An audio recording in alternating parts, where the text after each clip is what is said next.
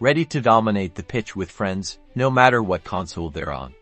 Let's break down how to enable crossplay and invite your buddies in FC24.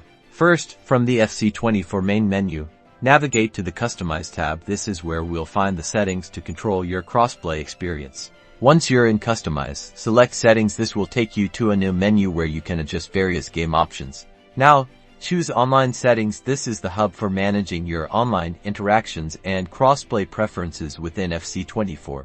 Here's the magic. Find the crossplay setting and ensure it's set to Enabled. If it's disabled, simply toggle it to the On position. With crossplay enabled, you're ready to connect with players on other platforms. Next, to invite your cross-platform friends, head back to the main menu and find the Friends tile. This is usually located on the right side of the screen.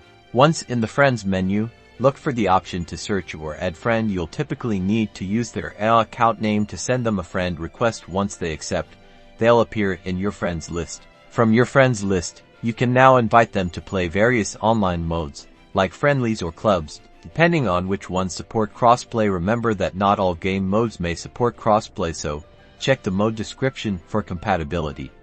Now go out there and conquer the pitch together.